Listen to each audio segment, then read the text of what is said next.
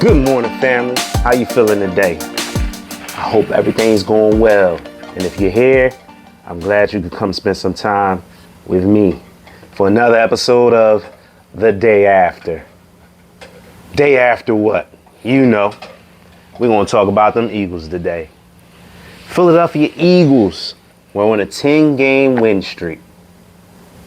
They were on a 12-game win streak at home.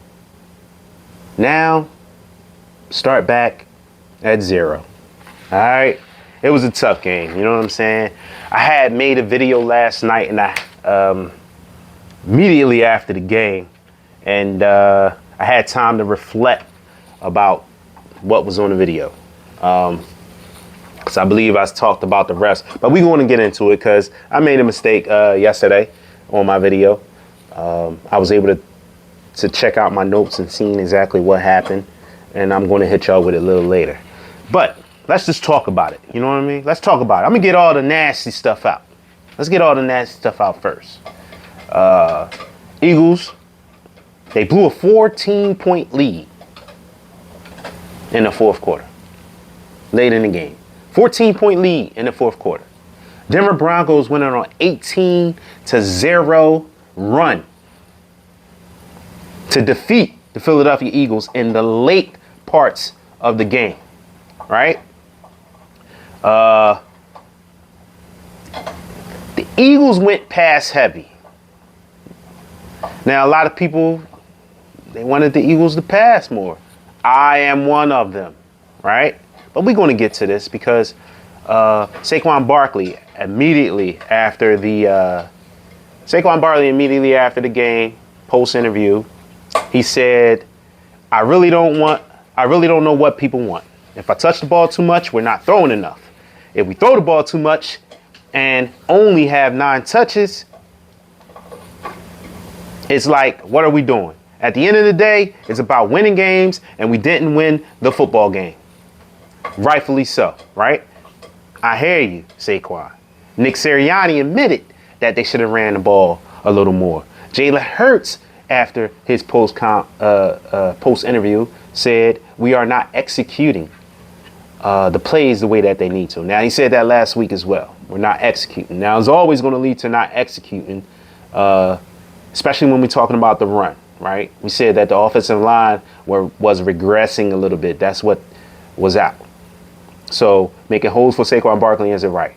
But let me just go back to the stats. Jalen Hurts, 44 pass attempts, right? He went 23 of 38 for 280, 2 touchdowns, no turnovers. Correct? Saquon Barkley, 6 touches. 6 touches, 30 yards.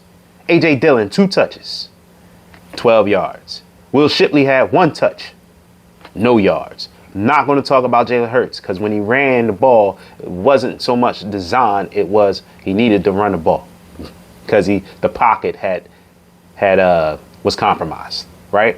So there's no way in the world that we don't run the ball more than that. There is no way in the world. All right. The second half, the offense took another dive. They took another dive. They played a half a game that was good. And even in that first half a game, you could see where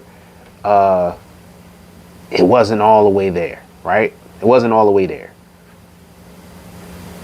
Now, I hear Saquon. You're absolutely right. But I don't know what people were talking about. Maybe he's just talking about the masses of the media because the media always talking. They always want to draw something up. Why? Because drama sells, right?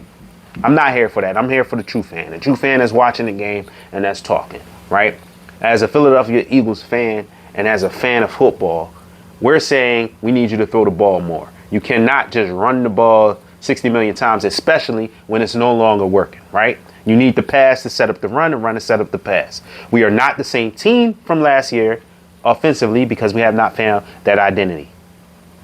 So, yes, pass the ball more. There is a perfect world where you can see 20 to 25 to 30 carries for Saquon Barkley. With, at the same time, you see 25 to 30 to 35 passes for Jalen Hurts. I promise you, in the second half of that game, if they were able to try to make your will with the run, that gives Saquon more chances, and there's a possibility we pick up a couple more first downs. What I'm seeing is a lack of adjustments.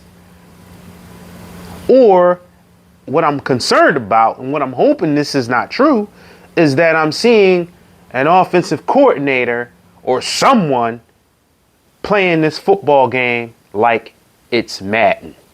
Because on Madden, you could go pick up the game. I pick this team, you pick that team. I'm just going to start picking any plays I want to run without having a theme, watching what you're doing, or making adjustments. Right? You know the play I can run. I know the play that I can run. This is the play I'm going to run all day. Might filter in with a little bit of this, that, and the other. But what happens when that team has something to stop your main play? And I'm only speaking Madden. For some reason, you can't get that play out. Well, now you got to figure it out. Is that what's going on? That I come to this thing, I watched all week and I was able to figure out what I wanted to run. So I have my script and I have a separate side script to be able to make my little small adjustments, but only by what I want to do. Not really looking at what the defense on the other team is doing and seeing what they're giving us. In-game, live game adjustments. You can make adjustments from quarter to quarter. It ain't got to be halftime. You can make adjustments quarter to quarter. What are you going to do? And the Eagles have only been playing good football for a half. The last 2 weeks has been the first half. And that's on the offense. I'm only speaking the offensive side of the ball. First two halves of the last. And then against the Rams, it was the second half of that game. So, yes, it's early in the season. They have to continue to grow. But I don't believe that it's just the not executing.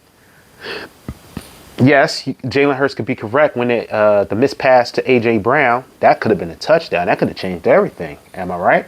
One more touchdown could have possibly would have sealed the deal, right? You allow your defense to then pin their airbacks and go do what they do. You take a little bit of pressure off your defense. Your defense took pressure off you all game. They've been doing it every single week. There's a perfect world where passing and running exist. They coexist. How do I know? The Philadelphia Eagles beat Kansas City Chiefs. The run game wasn't there, but they stayed true to the run game. They kept trying to run. They played the Washington Redskins. They ran and they passed. And they blew both teams out. There's a place where it exists. You don't make a movie knowing that I have a great script for the first half, but after the climax, I don't know what to do. Because then your movie sucks. Or you don't make a movie and say, I don't know what to do with the first half, but I got the best thing for that ending. Because nobody ever gets to the ending. You got to play a good beat game. All right? You got to play a good beat game. But let's talk about the refs as well. The refs. And this is where I messed up last video, and I'll get to that in a second. But the refs, Hurts' 35-yard pass to Dotson ruled incomplete. I don't like that call. Hurts 30-yard, 4th and 4 callback from that penalty. I can live with that one.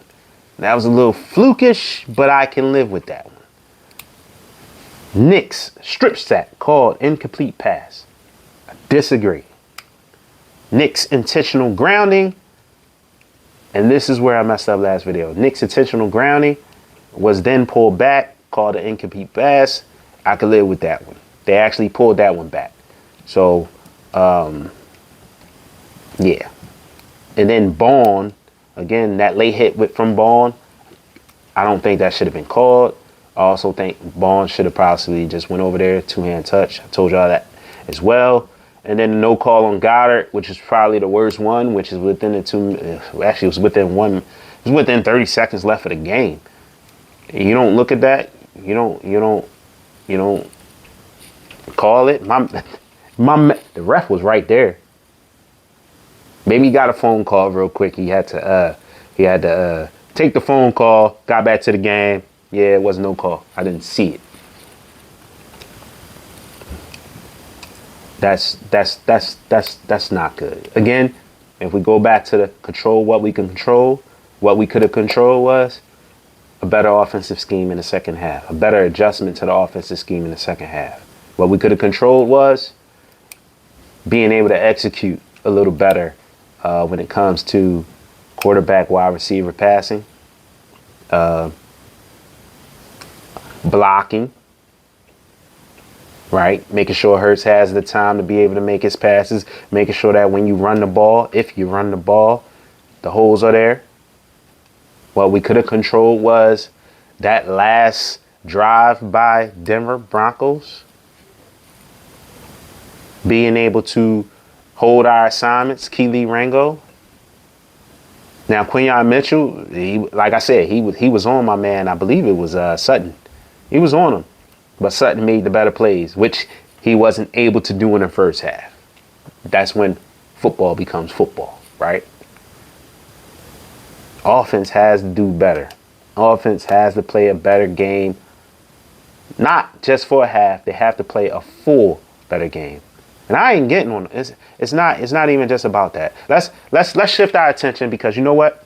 It's about to be a quick turnaround. We're playing football again coming Thursday. We get to go to them New York Giants.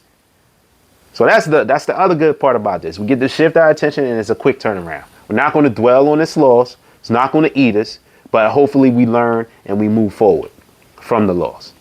Shift our attention to the New York Giants. We got to go up and see them, right? And I know they just had a bad game, so they'll be shifting their attention to us. And again, getting ready to fight the world champions. Everybody wants a piece of that. So what can we do? Learn how to throw and run. And this is all on coordinator. I'm going back to the coordinator because that's what I feel I see what's going wrong. We don't know what's going on inside closed doors, but the offensive play calling is not good. They don't have the offensive identity. And then when you're pulling tricks out your bag and it don't work on field, the chemistry isn't there. Why isn't the chemistry there? It's because you don't have your identity. You're not comfortable with what you're doing. Now, also, the last play of the game, the Hail Mary, which wasn't that much of a Hail Mary, but that pass that went to the touchdown. A.J. Brown, Devontae Smith. That actually might have been caught. A.J. kind of got the mass of Devontae Smith, right? Wasn't enough space, but I could see why everybody's crowded up. There was at least 5 cornerbacks from Denver Broncos right there along with them too. I think it could have been caught. If it would have been caught, that would have been great. Then my Twitter post would have been on point. For what they did do, I'll give a thumb up. I ain't giving 2 thumbs up. For what they did do, I give a thumb up. It just didn't. They didn't make it. So, on to the next game. New York Giants. Also, you know, we're going to, I told y'all in October, we're going to start doing the motivational Jones. So we will be. All right, stay tuned for that. And tonight, Philadelphia Phillies will be playing the Dodgers for Game 2 in this playoff series. A game they must win. It's here in Philadelphia. A must-win game. It's the best out of 5. We're already down 1. Split our home games, and hopefully we can get up there. I'd rather take both those games, but if you have to split, fine, split. And then you come back home for the last game. And then it is what it is. So if you want a 5-game series, that's how it's going to have to go. They got to take the night. And then they go up there. Got to take one of those and bring it back home. The bats have to come alive. right?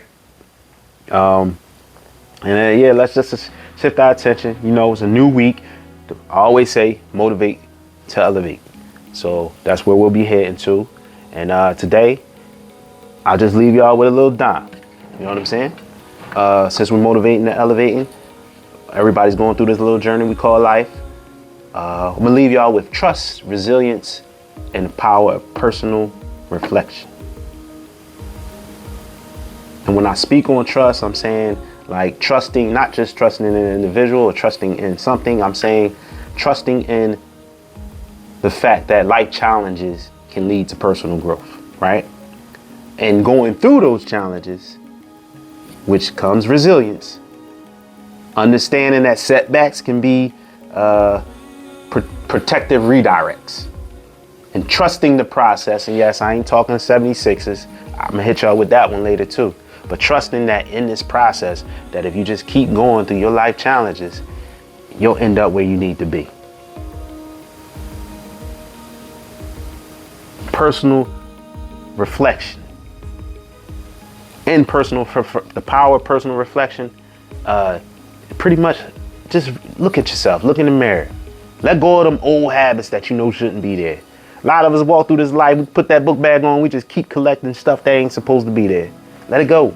It's weighing you down. Let it go. You don't need it. You really don't. Whatever it is, you know what it is. I don't know. You know what it is. I know what mine is. Let it go. Let go.